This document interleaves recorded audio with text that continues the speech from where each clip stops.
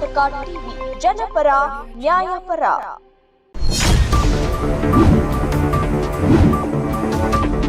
ಅಂಗನವಾಡಿ ಕೇಂದ್ರದಲ್ಲಿ 5 ವರ್ಷದ ಬಾಲಕಿ ಮೇಲೆ ಅತ್ಯಾಚಾರ.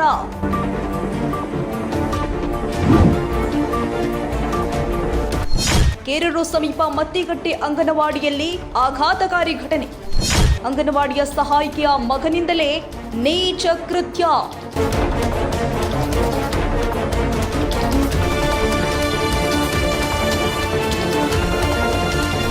ಪ್ರಕರಣ ಬೆನ್ನಲ್ಲೇ ಆರೋಪಿ ಬಂಧಿಸಿದ್ದಾರೆ ಪೊಲೀಸರು.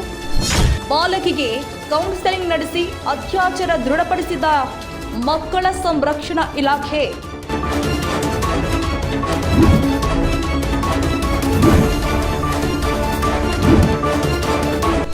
ಇನ್ನು ಅಧಿಕಾರಿ ದಸ್ತಗಿರಿ ಸಾಬ್ ಮುಲ್ಲಾ ಸ್ಥಳಕ್ಕೆ ಭೇಟಿ ಕೊಟ್ಟು ಪರಿಶೀಲನೆ ಮಾಡಿದ್ದಾರೆ.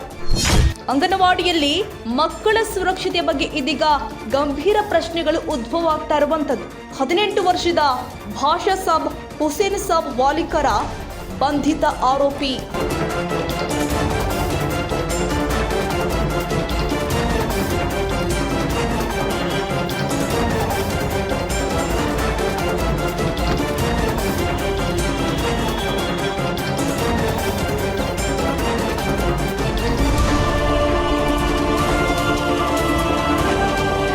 ವರದಿ ರುದ್ರೇಶ್ ಪಾ ಹುಣಸಿಗಿಡದ, ಬಾಗಲಕೋಟೆ ಜಿಲ್ಲಾ ವರದಿಗಾರರು.